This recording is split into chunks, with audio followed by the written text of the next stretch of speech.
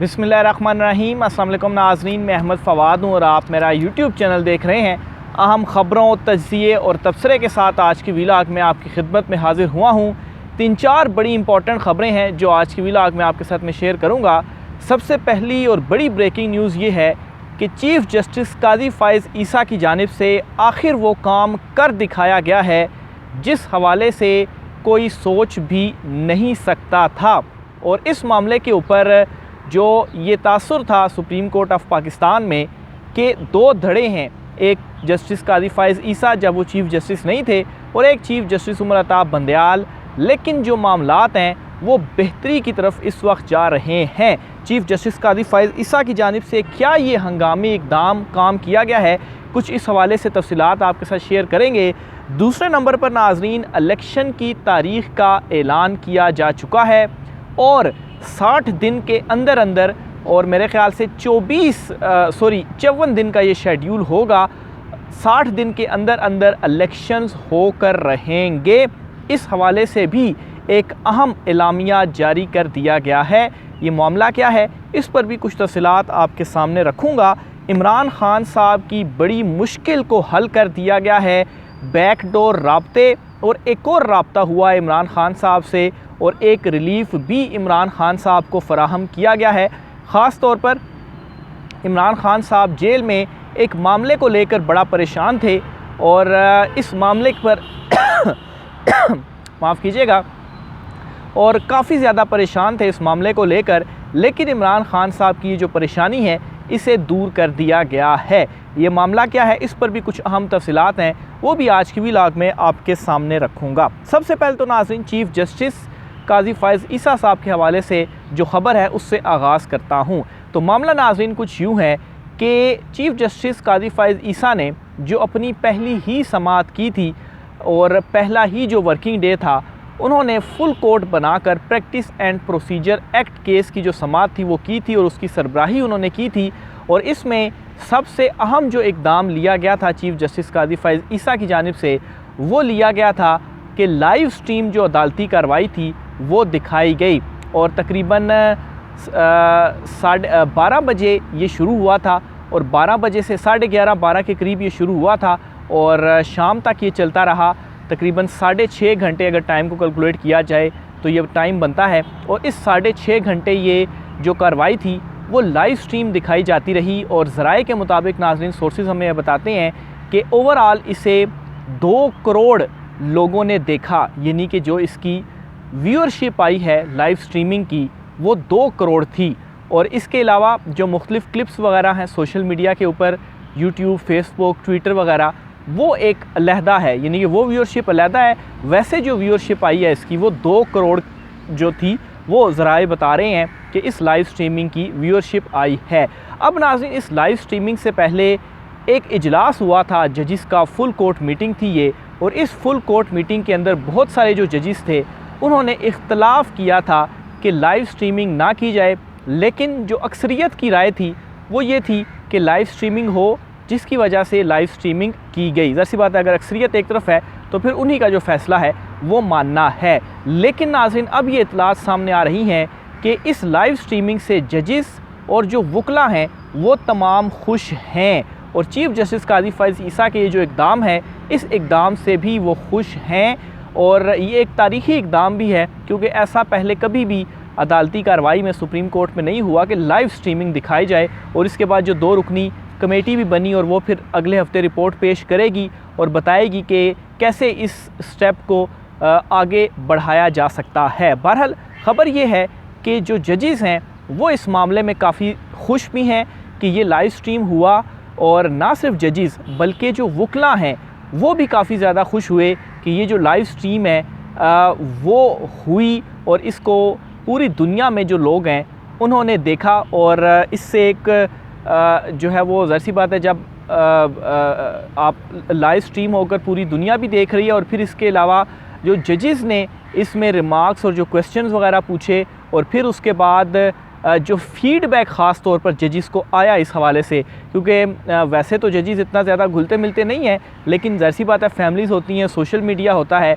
तो जो एक फ़ीडबैक भी पब्लिक की तरफ से आया वो भी बड़ा पॉजिटिव था और इसको काफ़ी सराहा गया। और जो जजेस पहले नहीं भी समझ रहे थे उनकी भी थोड़ी राय तब्दील हुई और ये जो स्टेप था इसके ऊपर काफ़ी ज़्यादा खुश नज़र आए जो जजेस थे। बहरहाल इस इक़दाम को काजी फ़ाइज़ ईसा साहब जो कि चीफ़ जस्टिस हैं वो कैसे आगे लेकर चलते हैं, ये 2 रुकनी कमेटी की रिपोर्ट बड़ी इंपॉर्टेंट होगी जिस पर इस स्टेप को आगे बढ़ाया जाएगा। और मेरे ख़्याल से मुझे कुछ वाइब्स इस तरह भी आ रही हैं कि 3 अक्टूबर को जो समाअत होगी फुल कोर्ट की वो भी लाइव स्ट्रीम ही दिखाई जाएंगी।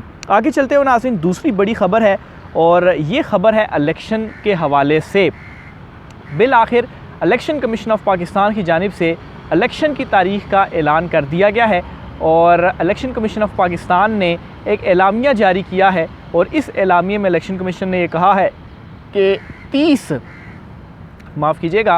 30 नवंबर तक जो हल्का बंदियाँ हैं वो मुकम्मल कर ली जाएंगी।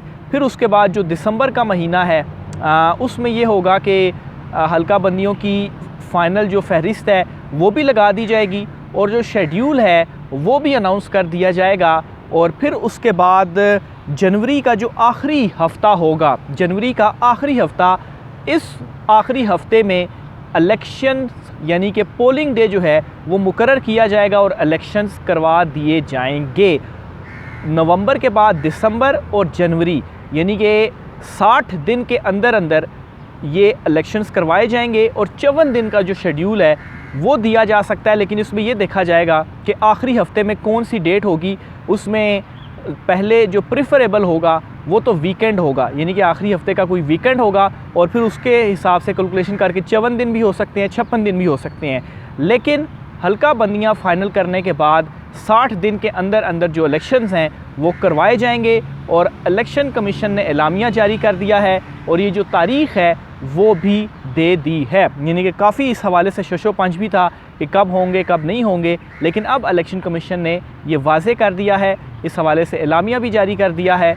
जनवरी के आखिरी हफ्ते में जो इलेक्शंस हैं वो होने जा रहे हैं। एक अहम मुलाकात हुई है आज सदर मुमलिकत डॉक्टर आरिफ अलवी की और ये मुलाकात हुई है दुरानी साहब से। अब ये दुरानी साहब कौन है? आपको याद होगा कुछ रोज़ कबल भी ये एक ख़बर सामने आई थी कि आरिफ अलवी साहब से दुरानी साहब ने मुलाकात की है और ये जो मुलाकात है बेसिकली फ़ैसला साज़ों और इमरान ख़ान के दरमियान जो मामलात हैं उनको बेहतर करने के लिए ये मुलाकात हो रही है।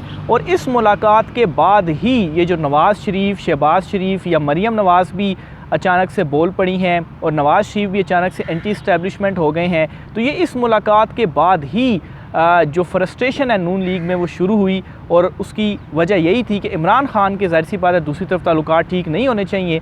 अगर उसके ताल्लुकात भी ठीक हो गए तो ऑलरेडी इलेक्शंस में तो अभी इस सिचुएशन में भी इलेक्शन करवा दिए जाएं तो इमरान ख़ान ही 2/3 अक्सरियत लेगा। तो अगर मामला ठीक हो जाते हैं तो फिर तो हम बिल्कुल ना ही समझे और फिर उसके बाद नैब केसेस भी खुल गए। तो बहरहाल आज ये अहम मुलाकात दोबारा से हुई है और दोबारा से इस मुलाकात का मतलब ये है कि मज़ीद कोई जो पैगाम है वो भेजा गया है और डॉक्टर आरिफ अलवी को अगर देखा जाए तो वो पैगाम रसानी करते रहे हैं। ख़ुद तो ज़ाहिर सी बात है वो नहीं जाएंगे, लेकिन जो पैगाम रसानी है वो इन्हीं के थ्रू ही की जा रही है, पहले भी इस तरीके से किया गया। तो बहरहाल ये बड़ी एक अहम मुलाकात हुई और इस मुलाकात को आज छुपाया भी नहीं गया, ओपनली इस मुलाकात के हवाले से एलामिया भी जारी हुआ, इसकी जो वीडियो थी वो भी जारी हुई कि सदर और दुरानी साहब जो हैं वो बैठे हुए हैं, गुफ्तगू कर रहे हैं और एलामिया में यही कहा गया कि मौजूदा सूरत हाल के ऊपर, सियासी सूरत हाल के ऊपर तबादला ख्याल किया गया। ज़ाहिर सी बात है एक जनरल सा एलामिया ऐसा ही जारी किया जाता है, लेकिन ये एक और अहम पैगाम था और ये एक और मैसेज था। इस तनाजुर में देखा जाए तो ये बड़ी इंपॉर्टेंट मुलाकात है जो कि आज दोबारा से सदर अलवी के साथ ये हुई है और मामलात आहिस्ता आहिस्ता फ़िल वक्त ट्रैक के ऊपर आना दिखाई देना जो है वो शुरू हो चुके हैं कि ये ट्रैक के ऊपर आहिस्ता आहिस्ता आ रहे हैं। फिर इसी तरह से जो नैब केसेस, नैब तरमीम जो कलअदम करार दी उसके बाद जो नैब केसेस ओपन हुए, इसमें भी आज बड़ी अपडेट ये हुई है कि 81 नैब रेफरेंसेस जो हैं वो नैब अदालतों में पहुंचाए गए हैं और कहा तो ही जा रहा है कि ट्रक भरकर पहुंचाया गया, लेकिन वो वैसे मुहावरतन कहा जा रहा है कि ट्रक भरकर, लेकिन जो बड़ी गाड़ियां हैं वो आज एहतसाब अदालत जुडिशल कम्प्लेक्स में आई और उसमें ये जो सारे रेफरेंसेस थे ये मौजूद थे और 81 रेफरेंसेस थे। अब इन 81 रेफरेंसेस में एक तो साबिक सदर आसिफ जरदारी के ख़िलाफ़ जो जाली अकाउंट का था,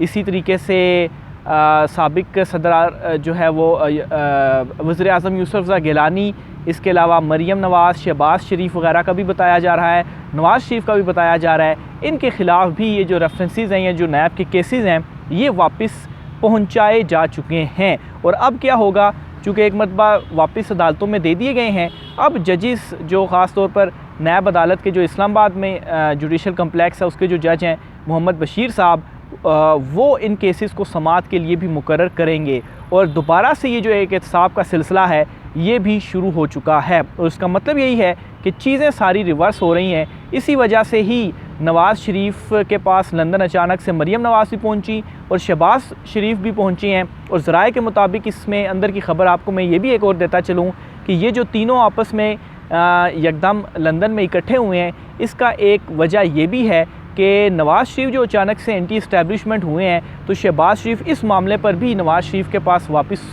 पहुँचे हैं उनसे कहने के लिए कि भाई साहब ये आप क्या जो बयानियाँ हैं वो बना रहे हैं। और मरीम नवाज़ किसी तरह से नवाज़ शरीफ को कन्विंस कर रही हैं कि आप वापस पाकिस्तान आएँ, क्योंकि अगर नवाज़ शरीफ पाकिस्तान आते हैं तो तब ही मरीम नवाज़ अपनी पॉलिटिक्स को आगे लेकर चल सकती हैं। अदरवाइज़ रिश्ते वालों को छोटी बेटी का रिश्ता पसंद आ गया है, जो कि सायरा बानो साहिबा ने गालबन एक ये अल्फाज जो है वो कहे थे। तो छोटी बेटी से मुराद ये है कि शहबाज शरीफ का जो रिश्ता है वो पसंद आ गया है। तो बहरहाल जो महाज या जो फ़िज़ा इस वक्त चल रही है, जो सारे का सारा माहौल है वो इस वक्त तब्दील होता जा रहा है, हवाओं का रुख तब्दील होता जा रहा है। और इसी सारी डेवलपमेंट्स के दौरान एक और अहम डेवलपमेंट ये होती है कि इमरान ख़ान साहब की एक बड़ी जो परेशानी है उसे ख़त्म किया जाता है। एक इमरान ख़ान साहब को बड़ा रिलीफ़ दिया जाता है। और वो परेशानी क्या थी, एक तो इमरान ख़ान साहब अपने कारकुनान के हवाले से परेशान थे, फिर ख़ास तौर पर जो ये अमार वाला एक सानहा आप कहें ये हुआ, इस मामले को लेकर भी इमरान ख़ान साहब परेशान थे। लेकिन इन तमाम परेशानियों के बावजूद इमरान ख़ान साहब अपने मौक़िफ़ पर डटे हुए थे, क्योंकि उनका यही मानना है कि NRO इन चोरों को नहीं देना और अगर इनके साथ हाथ मिलाया तो ये सारी कुर्बानियाँ जो हैं वो रायगा जाएंगी। तो बहरहाल एक अहम रिलीफ़ ये आज मिला है, वो ये है कि 127 कारकुनान ऐसे हैं जिनको 9 मई मर्दान के वाक़े में गिरफ़्तार किया गया था और आज तकरीबन 5 माह गुज़रने के बाद इनकी ज़मानतें मंजूर हुई हैं और इनको रिहाई मिली है। और इस साइड पर देखा जाए तो एक इमरान ख़ान साहब इस मामले को लेकर भी काफ़ी ज़्यादा जो है वो चीज़ों को सोचते हो, ज़ाहिर सी बात है, लेकिन एक उनके फेस से वो ज़ाहिर नहीं कर रहे होते, क्योंकि जब आपका एक विज़न इतना बड़ा हो तो फिर ज़ाहिर सी बात है इन ये वाली जो चीज़ें हैं वो होती रहती हैं, वो आपके रास्ते में आती रहती हैं। लेकिन ये अहम रिलीफ़ था इमरान ख़ान साहब के लिए, या परेशानी में एक इमरान ख़ान साहब के लिए अच्छी ख़बर थी कि 9 मई मर्दान के वाक़े में गिरफ़्तार 127 कारकुनान जो हैं उनकी ज़मानतें मंजूर कर ली गई हैं और 5 महीने के बाद उनको जो रिहाई है वो मिल गई है। तो ये एक बड़ी ख़बर थी इमरान ख़ान साहब के हवाले से भी। आगे चलते हुए नाज़रीन मज़ीद में देख लूँ और कोई जो डिटेल्स हैं वो भी आपके साथ शेयर करता चलूँ। तो बहरहाल ये आज की कुछ अहम तरीन तफसीलात थी। एक और मामला भी है, ये मामला बेसिकली सादिक संजरानी से जुड़ा हुआ है। सादिक संजरानी के जो भाई हैं इनका कोई एक स्कैंडल सा कोई चल रहा है। इस्लामाबाद हाई कोर्ट में आज इनका मुकदमा था, तौहीन अदालत के हवाले से इनको नोटिस जारी हुए हुए हैं। बहरहाल इसकी डिटेल्स अभी मैंने चेक नहीं की हैं। इस्लामाबाद हाई कोर्ट आज मैं साथ दिन सुप्रीम कोर्ट में मौजूद था, हाई कोर्ट में मैं नहीं जा सका। बहरहाल इस पर भी मैं कुछ चीज़ें जो है वो डिटेल्स इकट्ठी करता हूँ तो वो भी मैं आपके साथ शेयर करूँगा। बहरहाल ये आज की कुछ अहम तरीन तफसीलात थी। राय का इज़हार कीजिएगा। आज की व्लॉग से इतना ही, मुझे इजाज़त दीजिए। अल्लाह हाफ़िज़।